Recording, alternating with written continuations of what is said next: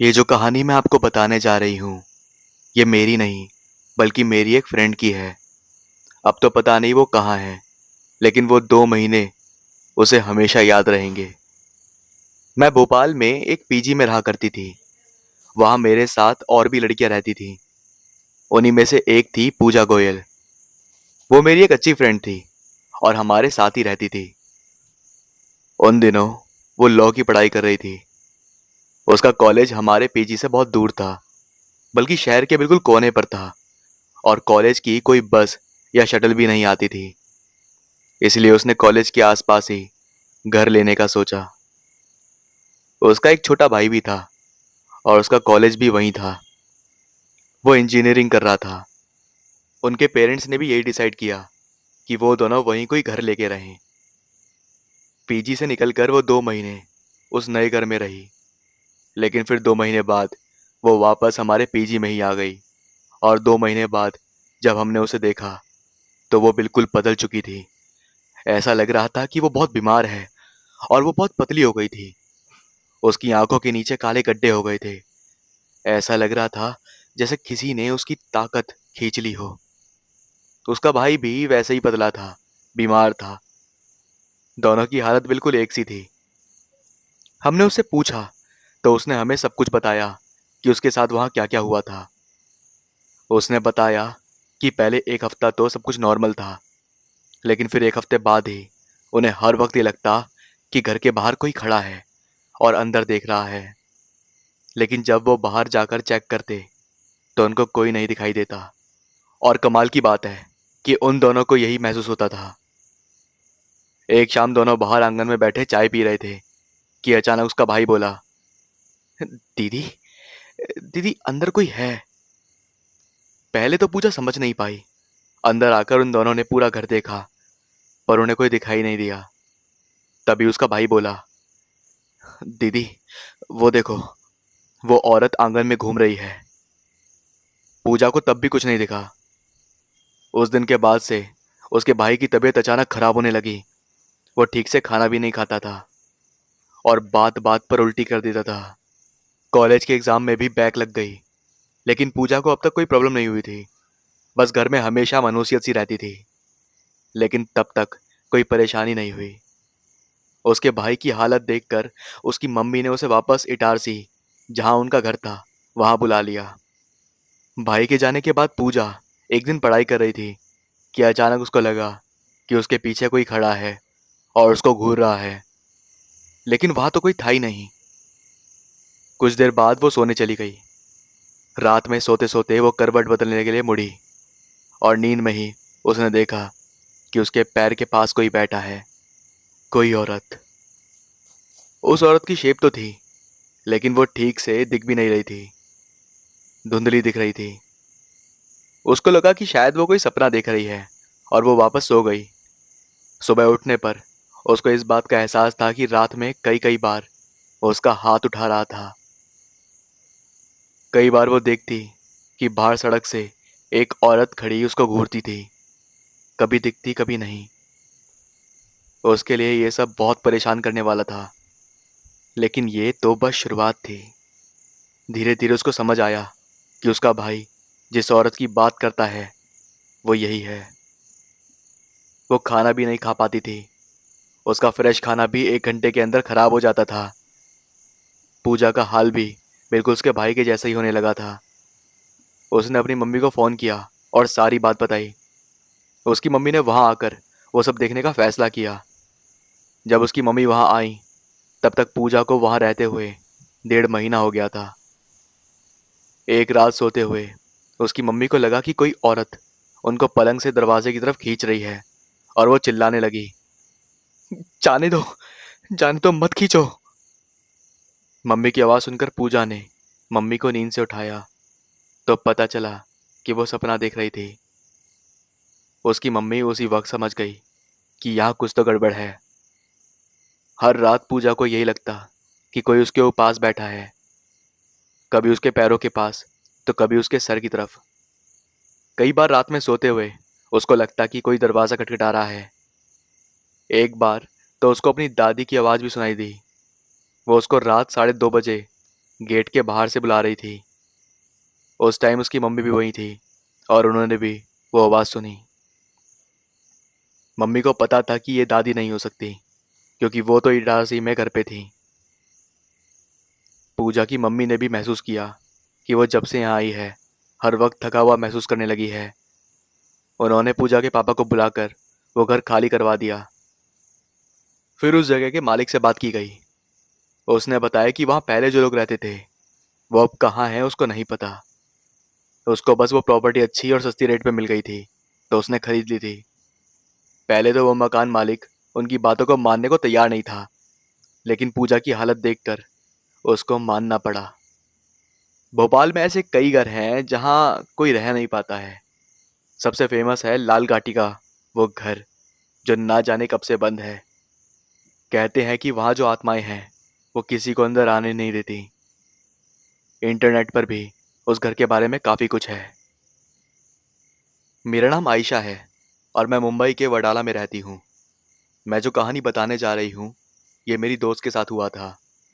एक बार हम सब मेरी मामी के घर गए थे। उनका घर मुंबई में रे रोड पर है। उनके घर के पास ही एक दरगाह है जहाँ लोगों पर से भूत प्रेत से उतारे जाते हैं। उस दिन हम लोग उसी दरगाह में गए हुए थे। हमने देखा कि वहाँ एक लड़की आई हुई थी। उसके ऊपर एक बहुत ही बुरी आत्मा सवार थी। मेरी दोस्त उस लड़की को बहुत घूर घूर से देख रही थी और वह लड़की भी वहाँ बैठी मेरी दोस्त को बहुत गुस्से में देख रही थी। यहाँ मैं एक चीज़ और बताना चाहती हूँ कि तब तक मेरी वह दोस्त भूत प्रेतों में बिल्कुल भी बिलीव नहीं करती थी। हम लोग को घर वापस आते आते रात के 11 बज गए थे। लेकिन घर आते ही पता नहीं क्यों मेरी वह दोस्त बहुत ही उल्टी सीधी बातें करने लगी और हरकतें भी करने लगी। वह घर में सबको गालियां दे रही थी। तो उसकी मम्मी मेरे घर आई और उन्होंने पूछा कि तुम लोग कहाँ गए थे। मैंने उनको बता दिया कि हम लोग मीरा दातार दरगाह में गए थे। उसकी मम्मी ने बताया कि जब से वह घर आई है वह बहुत अजीब गरीब हरकतें कर रही है और साथ ही साथ गालियां भी दे रही है। ये सब देखने के बाद मेरी मम्मी उसको उसी वक्त एक मौलाना के पास लेकर चली गई। मैं भी साथ में गई थी। मौलाना को देखते ही वह और ज़्यादा गुस्से में आ गई, तो मौलाना ने उसे एक रस्सी से बांध दिया और 2 थप्पड़ लगाए। मौलाना ने उससे पूछा, बता कौन है तू, क्यों इस बच्ची के पीछे पड़ी है। तो उसने बताया कि मेरी शादी एक लड़के से हुई थी, लेकिन उस लड़के की माँ और बहन मुझे बिल्कुल पसंद नहीं करती थी। उसने कहा कि एक दिन मेरे पति किसी काम से नागपुर गए हुए थे, तो रात में जब मैं रसोई में काम कर रही थी तो उसकी माँ और बहन ने मुझे रसोई में जिंदा जला दिया और घर को बाहर से बंद करके चले गए। मेरी आत्मा तब से भटक रही है। मैं उस दरगाह में उस लड़की के अंदर थी, लेकिन उसने वहाँ मुझे देखकर मुंह बनाया और मुझे गाली दी। इसलिए मैं इसके साथ इसके घर में आ गई। मैं इसे नहीं छोड़ूंगी, इसने मुझे बहुत गुस्सा दिलाया है। उसकी बात सुनकर मौलाना ने हम सबको अपने साथ बाहर आने को कहा। उन्होंने बताया कि ये बहुत ही ताकतवर रूह है। ये इतनी आसानी से इसे छोड़कर नहीं जाएगी। आपको इसे इसी दरगाह पर ले जाना होगा। वहीं पर इस आत्मा को इस लड़की से निकाला जा सकता है। फिर हम लोग उसे मीरा दातार वाली दरगाह में लेकर गए, तो वहाँ के एक बाबा ने उस आत्मा को उसके अंदर से निकाल दिया और उसे एक ताबीज़ दिया और कहा कि इसे कभी भूल कर भी मत उतारना, नहीं तो वह फिर से आ जाएगी। और उन्होंने ये भी कहा कि हर जुम्मे वाली रात को इस दरगाह में आना। कुछ दिनों बाद मेरी दोस्त बिल्कुल ठीक हो गई, लेकिन उसे आज तक यह पता नहीं चला कि उसके साथ हुआ क्या था। वह अब बिल्कुल ठीक है। आज उसकी शादी हो चुकी है और उसका 2 साल का बच्चा भी है। मेरा नाम मिथुल है। मैं प्रयागराज से हूँ। ये जो घटना मैं आपको बताने जा रहा हूँ ये सब मेरे मामा और मामी के साथ साल 2002 में हुआ था। उन दिनों मेरी मामी और मामा शिमला में रहते थे। एक सुबह मामा मामी अपने घर की छत पर बैठे चाय पी रहे थे कि तभी एक तेज हवा का झोंका अचानक मामी से आ टकराया। उस वक्त मामी को बहुत अजीब तो लगा था, लेकिन दोनों ने ही इस बात को नजरअंदाज कर दिया था। लेकिन उसके बाद मामी की अचानक तबीयत खराब हो गई। वह हमेशा बीमार रहने लगी थी। उनके पेट में हर वक्त दर्द होता रहता था। मामा जी ने उन्हें कई अस्पतालों में दिखाया, लेकिन कोई भी डॉक्टर उनकी बीमारी को समझ ही नहीं पा रहा था। फिर एक दिन किसी के कहने पर मामा मामी को एक बाबा के पास लेकर गए। उस बाबा ने मामी के ऊपर झाड़ू फूंक दी और बताया कि इनके ऊपर कोई ऊपरी चक्कर है, लेकिन मैं इसे ठीक नहीं कर सकता। इसे ठीक करने के लिए तुम्हें इसे बनारस के शिव मंदिर में ले जाना पड़ेगा। वहाँ तुम्हें एक बाबा मिलेंगे जिनका नाम पवारी बाबा है। वह इसे ठीक कर सकते हैं। ये सुनते ही मामा अगले ही दिन मामी को लेकर बनारस निकल गए। लेकिन वहाँ जाते हुए मामी ने बहुत अजीब गरीब हरकतें करी। वह चिल्लाने लगी कि मुझे वहाँ नहीं ले जाना, मैं बिल्कुल ठीक हूँ। लेकिन मामा को ये पता था कि ये वह नहीं, उनके अंदर की रूह कह रही है। सब घर वाले बहुत परेशान हो गए थे। किसी तरह मामा मामी को पकड़कर बनारस पहुंचे और उस शिव मंदिर में लेकर गए। मंदिर में वह उन बाबा के पास गए और उनको पूरी घटना बताई। तो बाबा ने मामी को एक कुर्सी पर बिठा दिया और अपनी 3 उंगलियां मामी के माथे पर रखकर पूछा, बोल, तू कौन है और इसके पीछे क्यों पड़ा है? मामी के अंदर से आवाज आई, मैं शैतान हूँ। मुझे इसकी बुआ ने भेजा है इसकी जिंदगी तबाह करने के लिए। बाबा ने मामी के ऊपर राख फेंकी। तो उसी वक्त उनके अंदर से एक काला धुआं निकला और मंदिर से बाहर चला गया। फिर मामा मामी को लेकर वापस आ गए। मामी ने ये बात सब घर वालों को बताई। तो सब लोग उनकी बुआ के पास गए और उनसे पूछा। तो उनकी बुआ ने कहा, मैं इसकी ज़िंदगी ज़रूर बर्बाद करूंगी। इसकी ज़िंदगी मेरे बेटे से अच्छी क्यों है? मेरे बेटे को कुछ नहीं मिला, न खेत, न ज़मीन, न घर में हिस्सा। सब कुछ यही ले गई। मैं इसे मार डालूंगी। उनकी बात सुनकर सब लोग उनको मारने पर उतर गए, लेकिन मामा ने किसी तरह सबको रोक दिया। उसके बाद मामा ने बुआ से सब रिश्ते तोड़ लिए और हरिद्वार आकर रहने लगे। उस दिन के बाद से अभी तक उनके साथ ऐसी कोई घटना नहीं हुई है। मेरा नाम निखिल है। मैं अमृतसर का रहने वाला हूँ। मैं आपको अपने कज़न के साथ घटित एक सच्ची घटना के बारे में बताना चाहता हूँ। उसका नाम साहिल है। ये 2013 की बात है, जब वह 17 साल का था। उसको रात में बाहर घूमने का बहुत शौक था, इसलिए रात में उसकी फैमिली के सो जाने के बाद वह अकेला अपनी बाइक लेकर बाहर घूमने चला जाता था।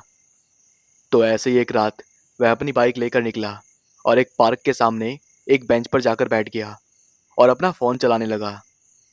उसको ऐसा करने में बहुत मज़ा आता था।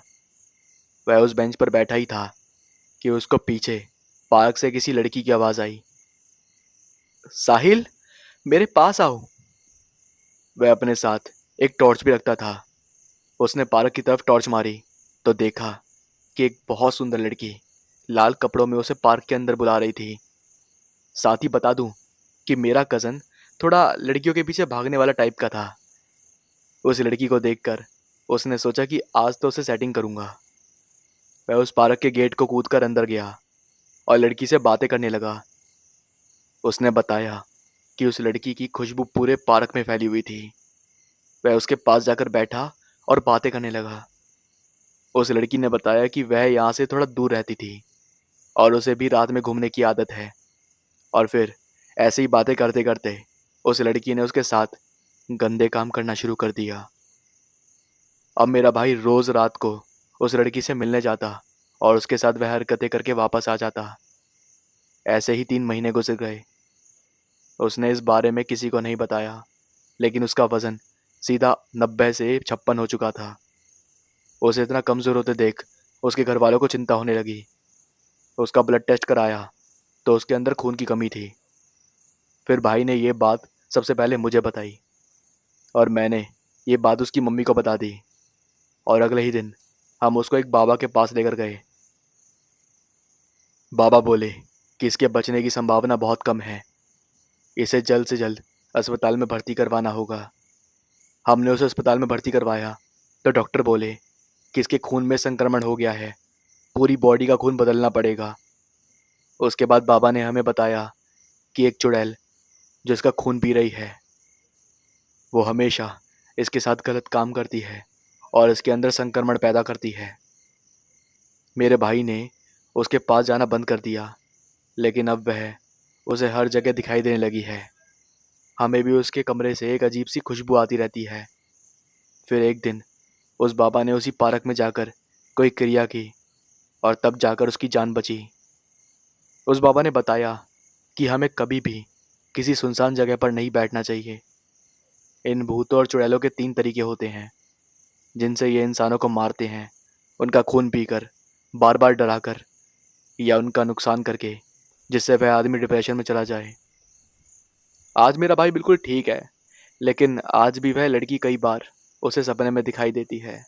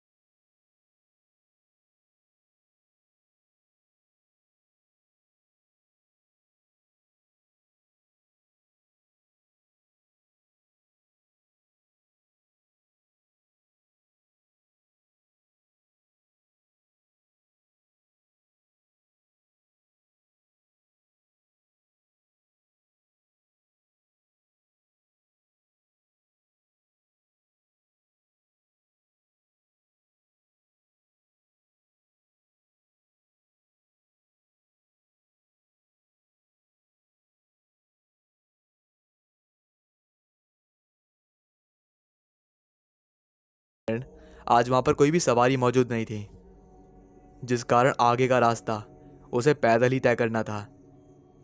सिद्धपुरा से उसके गांव को जाने के लिए 2 रास्ते थे। एक तो लंबा रास्ता था, जिस पर गांव के लोग बैलगाड़ी और साइकिल के रास्ते से हरिपुर जाया करते थे, और दूसरा रास्ता था खेतों के बीच से निकली कच्ची सड़कों का रास्ता, जिस पर लोग पैदल और साइकिल दोनों से जाया करते थे। यह रास्ता थोड़ा ज्यादा कच्चा था, इसलिए लोग इसे पैदल ही जाया करते थे। इस खेतों वाले रास्ते पर पैदल चलने से गांव तो जल्दी पहुंचा जा सकता था, मगर गांव वाले इस कच्चे रास्ते का इस्तेमाल कम ही करते थे, क्योंकि उस रास्ते को लेकर काफ़ी ज़्यादा भूत प्रेत की कहानियां प्रचलित थीं, जिस कारण लोग ज़्यादा ज़रूरी होने पर ही, और वो भी दिन में ही, उस रास्ते का इस्तेमाल करते थे। या जब लोग ग्रुप में होते थे तो उस कच्चे रास्ते का इस्तेमाल करते थे। शाम के बाद लोग उस रास्ते में जाने में कतराते थे। उस रास्ते के बीच में एक नदी पड़ती थी, जिस पर एक कच्चा पुल बना हुआ था। जब नदी का जल कम होता था तो लोग पैदल ही उस नदी को पार कर लेते थे। कुछ अकेले गए लोगों के साथ उस नदी पर डूबने की कई घटनाएं हो चुकी थीं। लोगों का मानना था कि वहां कोई भूतिया शक्ति है जो वहां से अकेले गुजरने वाले व्यक्ति को नदी में उल्टा गाड़ देती है। इस तरह की अफवाहों के कारण वो रास्ता कम ही इस्तेमाल होता था।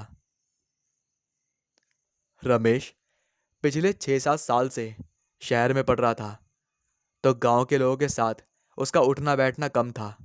इसीलिए इस तरह की गांव की अफवाहों के बारे में उसे ज्यादा जानकारी नहीं थी। वैसे भी वो शहर में पढ़ रहा था, तो ऐसी अफवाहों को वो ज्यादातर गांव की मनगढ़ंत कहानियां ही मानता था। और भूत प्रेत जैसी बातों पर वो ज़्यादा यकीन नहीं करता था। उसने घड़ी में देखा तो रात के 9 बज चुके थे। सड़क वाले रास्ते पर कोई बैलगाड़ी भी नजर नहीं आ रही थी। उसने उम्मीद में इधर उधर नजर दौड़ाई कि कोई साथ वाला मिल जाए तो उसके साथ वो गांव चला जाएगा, मगर बस स्टैंड पर उतरी सवारियां अपने अपने रास्ते पर चली गई थीं। हरिपुर जाने वाला वो अकेला व्यक्ति था। अकेले रात के अंधेरे में जाने को उसको भी झिझक हो रही थी, मगर समय और सिचुएशन को देखते हुए उसने मन ही मन इस खेत वाले कच्चे रास्ते से गांव जाने का निर्णय बना लिया। उसने अपने हाथ में रखी टॉर्च जलाई और कच्चे रास्ते से खेतों की ओर मुड़ गया। बस स्टैंड से करीब 300 मीटर चलने के बाद वहां पर खेत शुरू हो गए थे। शुरू में थोड़ी छोटी मोटी मेड़ थी, फिर आगे जाकर रास्ता चौड़ा हो गया था। दोनों साइड खेत बने हुए थे जिनके बीच उसने चलना शुरू कर दिया था। दोनों साइड फसल लहरा रही थी, तो घने खेतों में अंधेरी रात में कुछ नजर नहीं आ रहा था। उस पर घना कोहरा वातावरण को और भयानक बना रहा था। उन खेतों में छुपा हुआ कोई जानवर अचानक से हमला कर दे तो पता भी न चले। उसको काफी डर लग रहा था, मगर वो हिम्मत करके तेजी से आगे बढ़ने लगा। रास्ते में बीच बीच में मट्टी थोड़ी गीली थी। रास्ता समातल नहीं था, इसलिए उसको तेज कदमों से चलने में दिक्कत आ रही थी।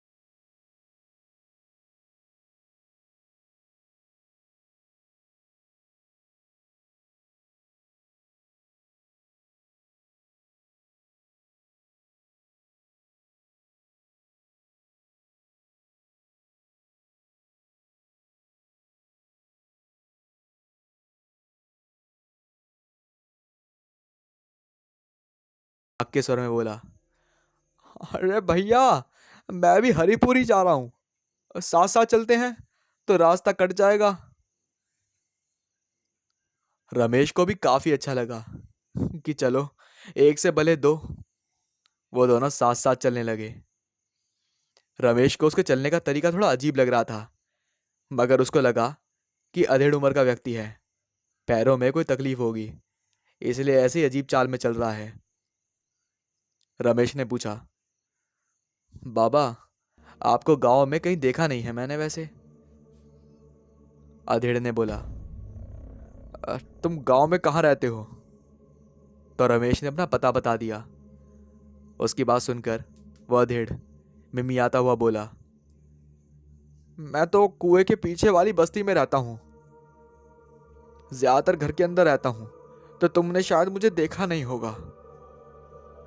कोई बात नहीं, चलते चलते अपना पूरा परिचय दे दो, ताकि रास्ता भी कट जाएगा और नदी आते आते जान पहचान भी हो जाएगी। उसकी इस बात का मतलब रमेश समझा नहीं, वो यूं क्यों कह रहा है, लेकिन फिर भी वो उसके साथ साथ चलता रहा। रमेश ने टॉर्च की रोशनी में देखा कि उसकी परछाई कुछ अजीब तरह से लंबी होती जा रही थी। रमेश को लगा कि रोशनी के बार बार हिलने से शायद ऐसा हो रहा होगा। रमेश ने फिर हिम्मत करके पूछा, बाबा, आपकी ये चाल अजीब सी क्यों है? क्या ये जन्म से ही ऐसी है या बाद में हो गई थी? उसका ये सवाल सुनकर अधेड़ थोड़ा खिसखिसाता हुआ बोला, काहे का जन्म से तो ये बस ऐसे ही हो गई है। रमेश ने उसकी इस बात को भी सच मानकर आगे की बात पूछना ठीक नहीं समझा।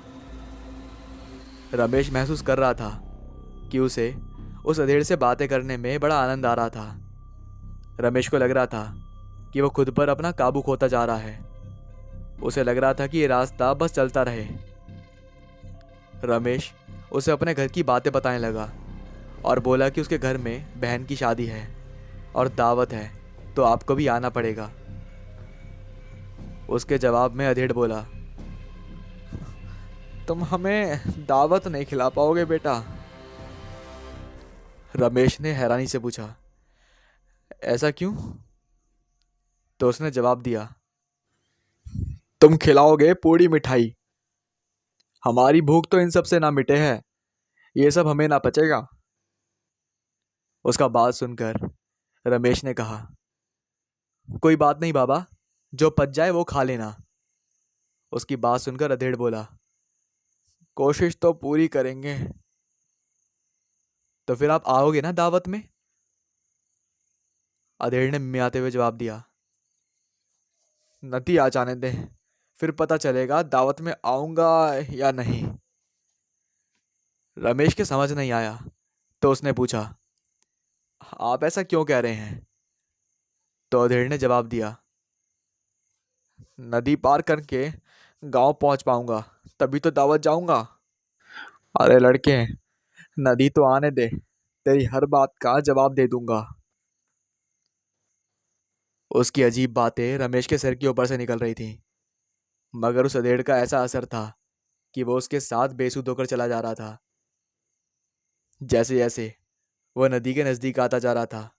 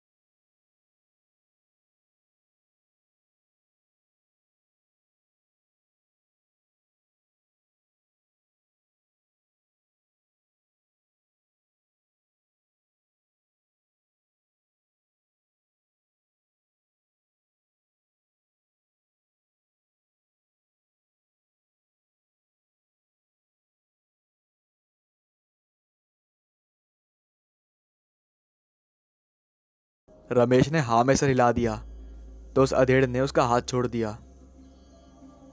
बाग में बैठे बूढ़े ने रमेश को फिर आवाज लगाई, अरे आ जाओ बेटा, थोड़ी देर यहाँ सुस्ता लो। रमेश का दिमाग नहीं चल रहा था कि बाग में जाना चाहिए या नहीं। रमेश को असमंजस में देखकर वो अधेड़ एकदम से रमेश से नाक से सुर में बोला, बेटा, वहां मत जाना, वहां मत जाना, वो कोई छलिया है। कौन छलिया? वो क्या होता है? रमेश ने नासमझ बन के कहा, क्योंकि सच तो यह था कि उसे इस बारे में कुछ पता ही नहीं था। अधेड़ ने कहा, इस रास्ते पर अक्सर कुछ इंसान जैसे दिखने वाले भूत रास्ते पर रुक जाते हैं और राहगीरों को परेशान करते हैं।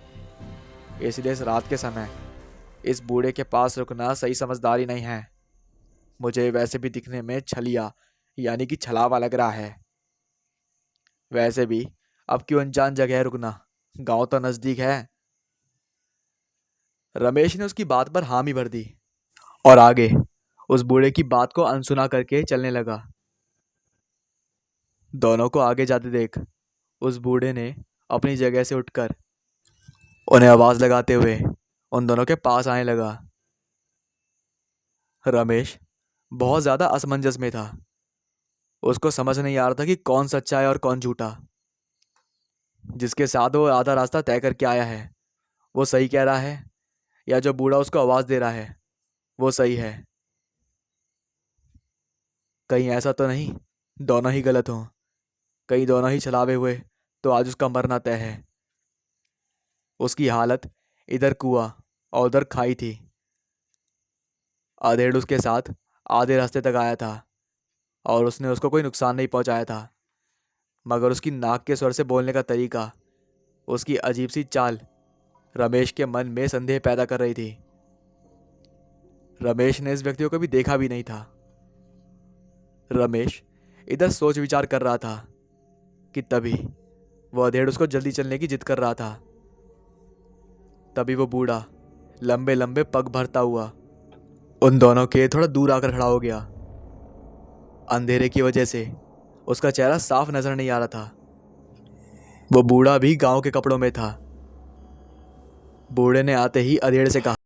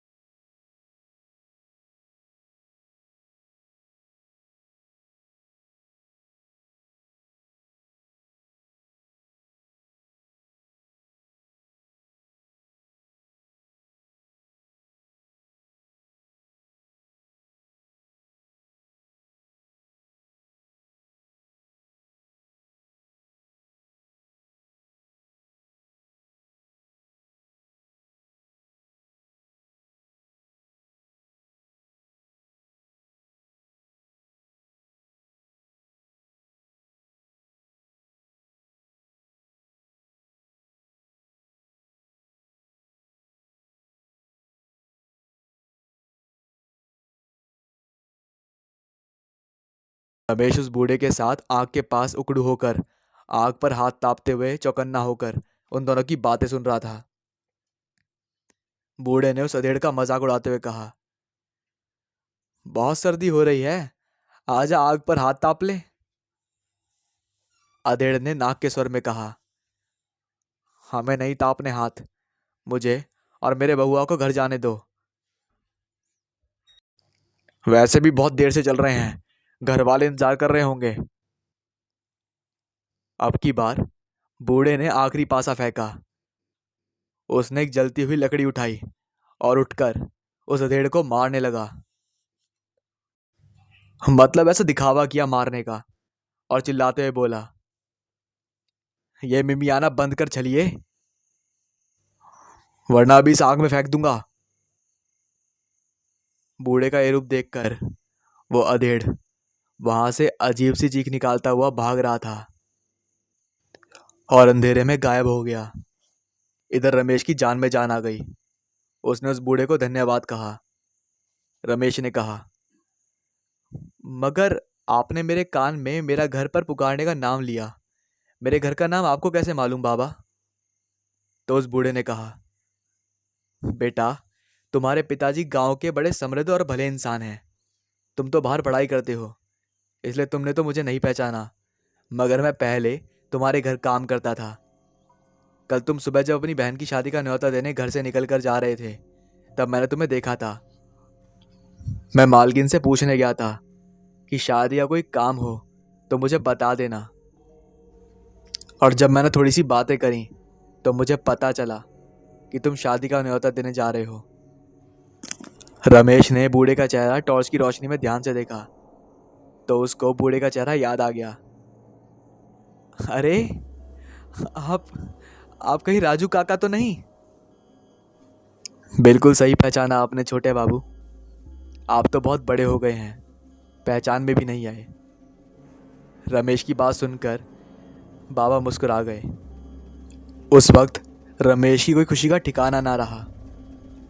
उसको ऐसा लग रहा था जैसे किसी अजनबी जगह कोई अपना मिल गया हो। उसने अगला सवाल दागा कि आपको कैसे पता चला कि ये छलिया है? तो बाबा ने बताया कि बेटा, यहाँ के सभी लोग छलिए के बारे में जानते हैं, इसलिए रात में कोई इस रास्ते का इस्तेमाल नहीं करता। दूसरी बात, मैं तो अक्सर इसी बगीचे पे काम करता रहता हूँ, तो मुझे आदत हो गई इन सब की। मैं तो इनकी अजीब चाल से वाकिफ हो गया था और पहले इनको पहचान गया था। और जो बचा कुचा शक था वो उसके बोलने के तरीके से मैं समझ गया था। ये जो छलिए होते हैं वो ये नाक के स्वर में बोलते हैं, मतलब नाक से बातें करते हैं।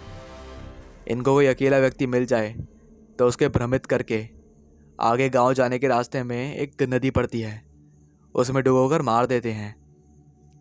किसी किसी को तो सर के बल गाड़ देते हैं, मतलब इंसान का सर नदी के पानी का जमीन के अंदर और पैर बाहर। उस बूढ़े की बात सुनकर रमेश सिहर गया। अगर काका सही वक्त पर ना मिलते तो उसको कोई बचाने वाला पैदा नहीं हो सकता था। तो काका, आपको डर नहीं लगता इन सब चीज़ों से? तो बूढ़े ने जवाब दिया, बेटा, ये छलिए जितने खतरनाक होते हैं ना, उतने डरपोक भी होते हैं। ये इंसान पर सीधे अटैक नहीं करते, ये पहले छल से उसे भ्रम करते हैं, मतलब डराते हैं और भ्रमित कर देते हैं, और किसी तरह अपने क्षेत्र में ले जाते हैं जहाँ पर इनकी शक्ति ज़्यादा होती है, और फिर उसे वहाँ ले जाकर मार देते हैं। और यही ये करने वाला था। और एक बात, ये आग के पास आने से बहुत डरते हैं, इसलिए वो आग के पास आने से डर रहा था और बीड़ी के नाम पर नाराज हो गया था। रमेश उनकी बात सुनकर सोचने लग गया, फिर सोचते हुए बोला, तो क्या हमेशा ये रात के समय अटैक करते हैं और दिखने में इसी रूप में रहते हैं?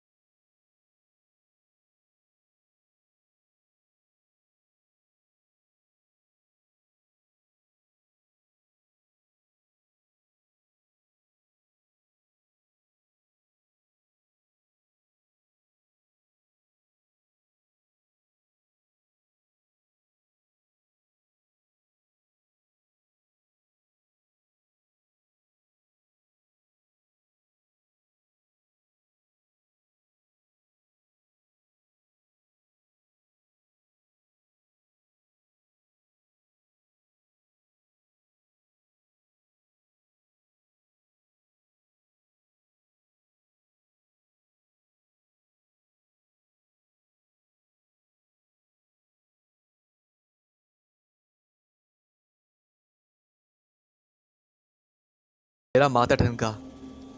मैंने देखा कि उसके पैर धीरे धीरे बड़े होते जा रहे थे। तभी मैंने देखा कि गांव का एक इंसान मेरे सामने आ रहा है। मतलब मैं उसे जानता था।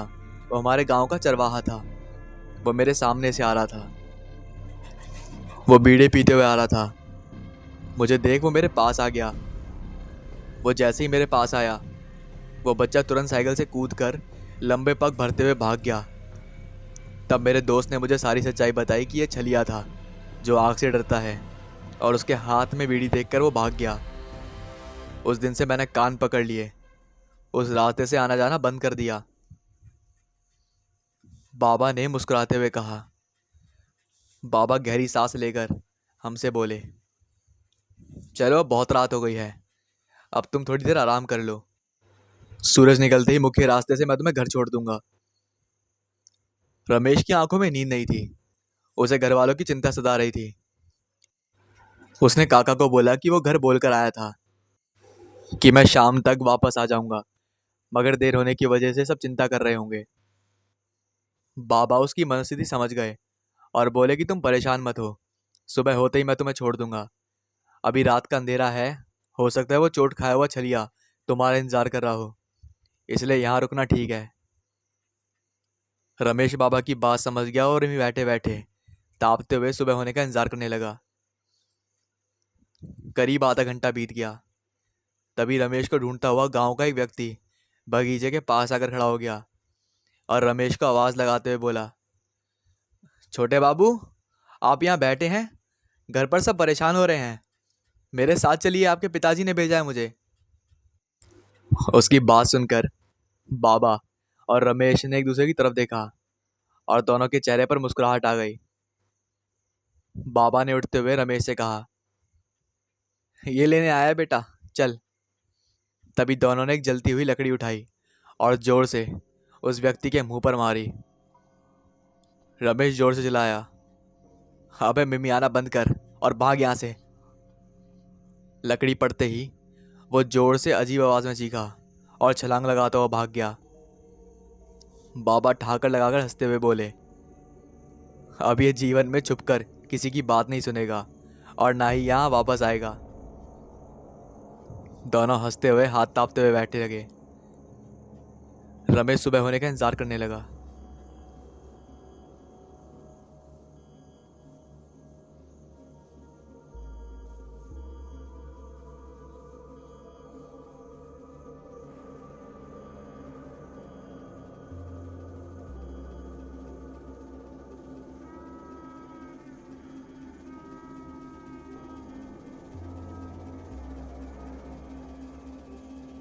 शहर के शोर शराबे से दूर जंगल में उसने अपना फार्म हाउस बनाया था।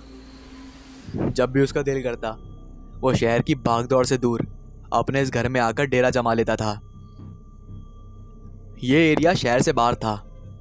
यहाँ से सड़क तो गुजरती थी, मगर ट्रैफिक नाम मात्र का था। दिन में कभी कभार कोई गाड़ी निकल जाए, मगर रात में एकदम सन्नाटा हो जाता। रात होते ही जंगल से जानवरों की आवाजें आना शुरू हो जाती। शहर से हाईवे पार करके लगभग 10 किलोमीटर दूर बना ये जंगल रात में और ज्यादा डरावना हो जाता था। जंगल में जानवर के नाम पर सियार, गीदड़, लोमड़ी, ऐसे ही कई जानवर जंगली थे जो दिन में तो छुपे रहते थे और अंधेरा होते ही चिल्ला चिल्ला कर अपनी उपस्थिति दर्ज करवा लेते थे। सूरज लगभग 40 साल का लेखक था, जिसे बचपन से ही लोकेशन पर घर बनाने का शौक था, जो उसने इस फार्म हाउस के रूप में पूरा कर लिया था। उसे अंधेरी रात के गहरे सन्नाटे में कहानी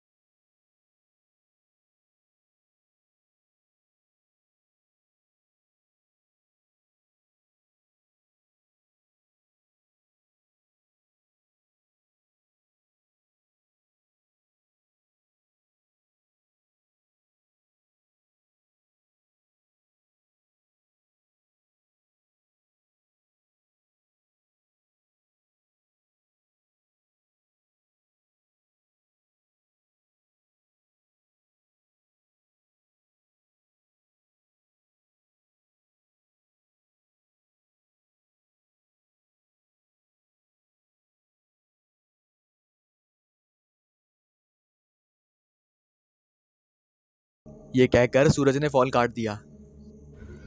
उधर राहुल ने फोन रखते ही बुदबुदाया, अरे यार, बड़ा है डरपोक बोलने वाला, अब इसको मजा चखाना पड़ेगा। सूरज म्यूजिक ऑन करके अपने काम में लग गया। करीब 10 मिनट हुए होंगे। फार्म हाउस की मैग्नेट की डोरबेल लगातार बजने लगी थी। म्यूजिक में उसको आभास हुआ कि कोई घंटी बजा रहा है, तो उसने ईयरफोन हटाकर घंटी सुनी। ये सुनते ही उसने जाकर डोरबेल खोली तो सामने कोई भी नहीं था। सूरज ने इधर उधर नजर दौड़ाई, उसको कोई नजर नहीं आया।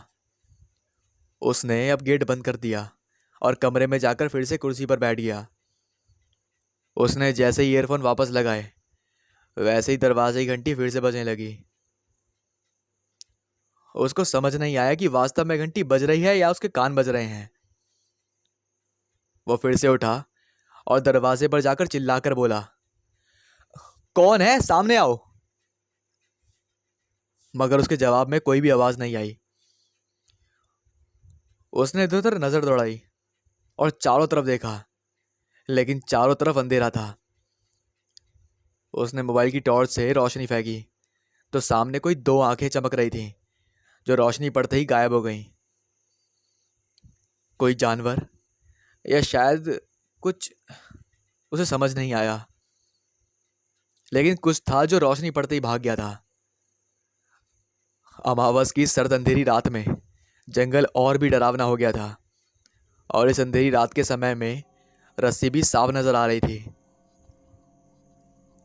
सूरज सचेत होकर मुख्य द्वार के बाहर नजर दौड़ाने लगा। तभी उसको सूखे पत्तों पर किसी के चलने की आवाज आई। उसने ध्यान से देखने की कोशिश करी तो उसने पाया कि काली बिल्ली ने जोर से म्याऊं की आवाज करते हुए सूरज के ऊपर छलांग लगाई। बिल्ली के अचानक हुए इस हमले से सूरज काफी ज्यादा घबरा गया था। बिल्ली छलांग लगाते हुए फार्म हाउस के अंदर छत की ओर भाग गई। अचानक हुई इस घटना से उसके रोंगटे खड़े हो गए। अब उसको भी थोड़ी थोड़ी सिरहन हो गई। उसने तुरंत दरवाजा बंद कर दिया और अंदर कमरे में जाकर बैठ गया। उसके मन में भी थोड़ा सा भय आ गया था। अब उसने मोबाइल से ईयरफोन निकालकर साइड में रख दिए और बोतल से पानी निकालकर पीने लगा। उसने घड़ी में समय देखा तो रात के 11 बज चुके थे। राहुल और मनोज को अब तक आ जाना चाहिए था।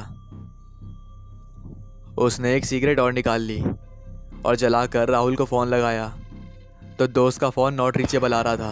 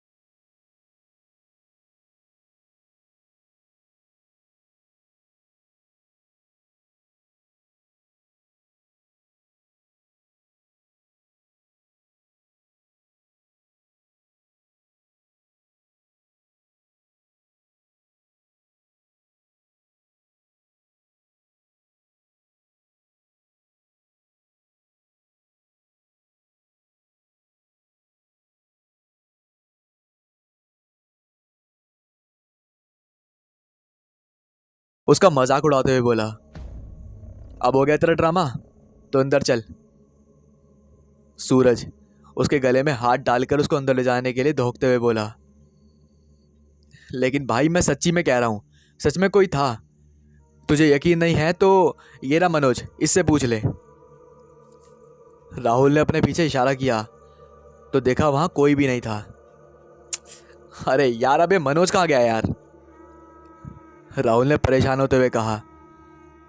दोनों मोबाइल की लाइट जलाकर वहां देखने लगे तो उन्हें मनोज कहीं नजर नहीं आया। उन्होंने आवाज भी दी, मनोज, मनोज। तभी उनकी नजर वहां खड़े काले साए पर पड़ी। उसकी सिर्फ आंख चमक रही थी। जैसे ही उसके चेहरे पर रोशनी पड़ी तो उस आदमी ने अपना चेहरा भयानक बना लिया। सूरज को काटो तो खून नहीं, राहुल बोला। भाग सूरज। राहुल और सूरज जोर से दरवाजे की ओर भागे। उनके पीछे पीछे वो साया भी जोर से भागने लगा। सूरज जैसे ही दरवाजे के अंदर घुसा तभी दरवाजे पर पहुंचते ही राहुल रुक गया और पेट पकड़कर जोर जोर से हंसने लगा। वो साया उनसे थोड़ी दूरी पर अंधेरे में खड़ा हुआ था। सूरज के समझ नहीं आया कि क्या हुआ। वो डर और आश्चर्य से राहुल को देखने लगा। राहुल जोर से हंसते हुए बोला, अरे सॉरी भाई, हम तेरा बकरा बना रहे थे। ये मनोज ही है जिससे तू डर रहा है और जिससे तू डर के भागा है। और वो बिना बाहर देखे बेफिक्री से बोला, चल मनोज अंदर आ जा। मनोज को अंदर आने की आवाज लगाकर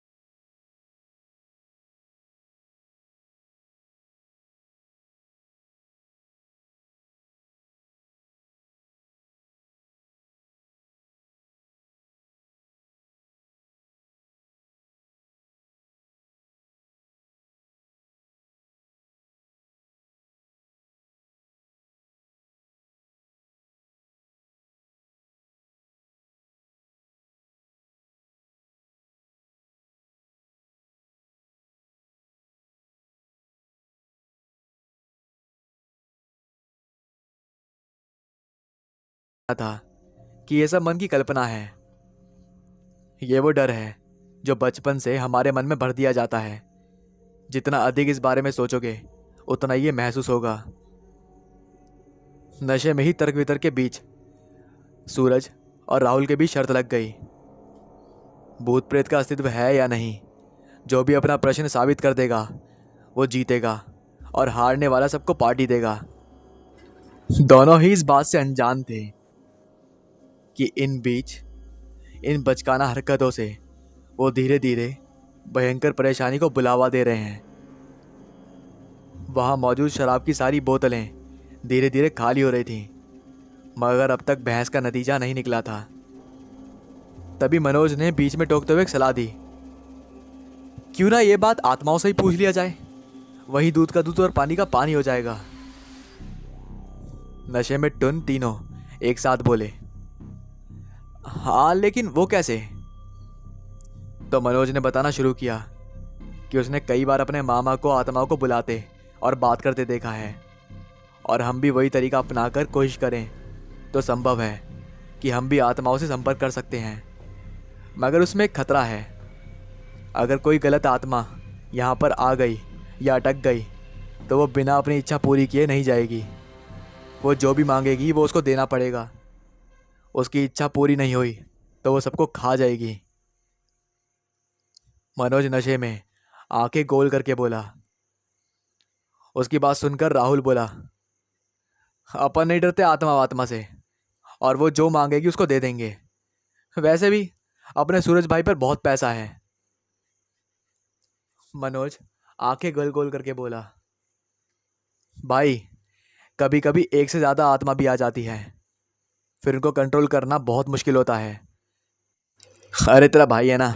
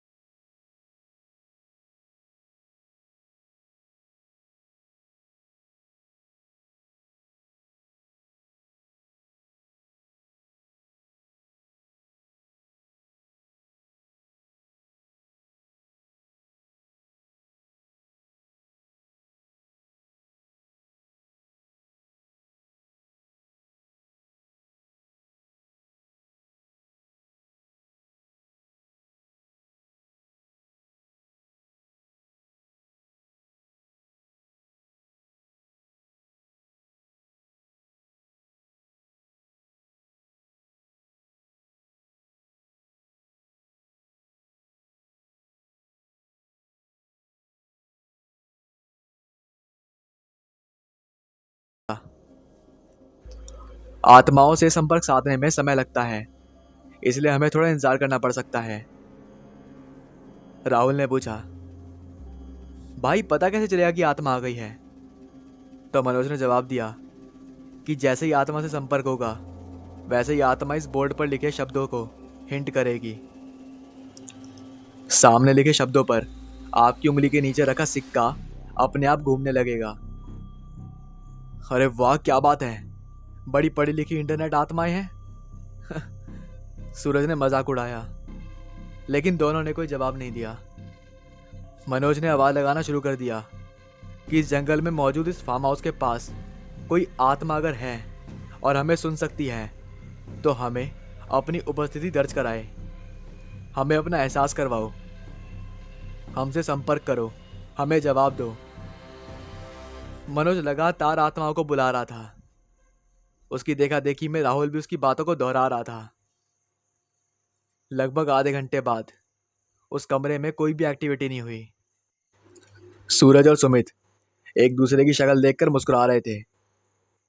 सूरज बोला, आज काफी लेट हो गया है। लगता है आत्माएं सो रही होंगी। बंद करो अपनी ये दुकान। तभी अचानक कमरे में तेज हवा की चलने की आवाज आने लगी और बिजली की रोशनी चमकी। अरे, लगता है मौसम खराब हो गया है और कमरे का गेट खुला रह गया है। सूरज के मुंह से निकला। सूरज के बोलते ही अचानक मनोज की उंगली में हरकत होने लगी और उंगली सिक्के के साथ सरक कर इधर उधर घूमने लगी। गोले के अंदर बने उइजा बोर्ड के शब्दों को वो सिक्का बार बार हिट करने लगा। राहुल ने तीनों को उंगली से चुप रहने का इशारा किया। कमरे में अचानक से गहरी शांति छा गई थी। क्या आप हमें सुन पा रहे हैं? मनोज ने इधर उधर नजर दौड़ाते हुए पूछा। मनोज की उंगली के नीचे दबा सिक्का अपने आप यस के पास पहुंचा। यस, वो हमें सुन सकते हैं। It really works. वो हमसे संपर्क कर रहे हैं। मनोज रोमा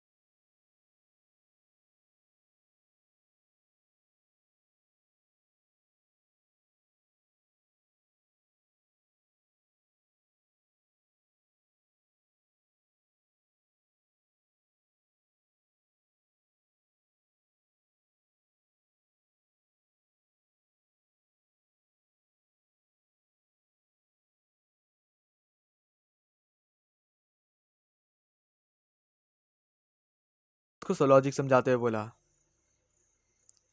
हाँ हाँ, सही कह रहा है। तूने उस आत्मा की भावना समझ ली, और उस आत्मा ने तुम्हारी। और गधा मैं हूं, है ना, जो मैं कुछ नहीं समझ पाया। पहली बात तो भूत प्रेत ऐसी कोई चीज नहीं होती। और दूसरी बात, अगर मान भी लिया ये आत्मा थी, तो इसने कोई ऊधम क्यों नहीं मचाया, किसी भी तरह से अपनी उपस्थिति दर्ज क्यों नहीं कराई। अबे ऐसी कैसी आत्मा थी जो तुम्हारे इशारे पर नाच रही थी? ऐसी थोड़ी होता है, तुमने कहा और हमने मान लिया। ऐसी कहानियां हम लिख लिख कर छोड़ चुके हैं। आज ये बात तुम्हें साबित करनी ही होगी कि आत्मा होती है, वरना मैं जीत गया, समझे? ये आत्मा वात्मा कुछ नहीं होती। इसलिए अपना ये ड्रामा बंद करो। कोई सॉलिड विश्वास करने लायक प्रूफ दो, तो मैं मान भी लूं, वरना हार मान लो। सूरज गुस्से में एक सांस में सारी बात कह गया। राहुल उसका चेहरा देखता रह गया और मन ही मन बुदबुदाया, लगता है इसने प्रतिष्ठा का प्रश्न बना लिया है। सूरज की ये बात राहुल को चुभ भी गई थी। वो समझ गया कि ये ऐसे नहीं मानने वाला। उसको ये सब राहुल और मनोज का ड्रामा लग रहा था। राहुल ने कहा, ठीक है, मैं प्रूफ कर दूंगा कि आत्मा होती है, मगर उसके लिए तुझे एक छोटा सा काम करना पड़ेगा। सूरज भी आज आर्या पार के मूड में था और लग रहा था जैसे वो अपने साथ हुए मजाक का बदला लेना चाहता हो। वो बोला, बता क्या करना है, मैं कुछ भी कर दूंगा, तू बता बस।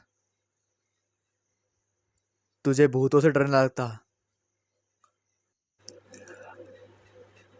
इसके बाद राहुल ने कुछ ऐसी बात बोली जो शायद उसने थोड़ी सी चुभन में बोली थी या गुस्से में बोली थी, उसे कुछ समझ नहीं आ रहा था। लेकिन शायद उसे ये नहीं बोलनी चाहिए थी, लेकिन फिर भी उसने ऐसा बोला। तुझे भूतों से डर नहीं लगता ना? तो एक काम कर, इसी जंगल में तेरे फार्म हाउस के पीछे की दिशा में करीब 500 या 1 किलोमीटर की दूरी पर एक छोटा सा कब्रिस्तान है, जहां कुछ कब्रें बनी हुई हैं। ये तो पता ही होगा तुझे। अब तुझे बस इतना करना है कि उस कब्रिस्तान से किसी भी कब्र के पास की थोड़ी सी मिट्टी लानी है। ज्यादा दूर नहीं है, तेरे फार्म हाउस के पीछे बस लगभग 500 या 700 मीटर दूरी पर होगा। समझा तू? राहुल ने उसे टॉन्ट मारा। सूरज,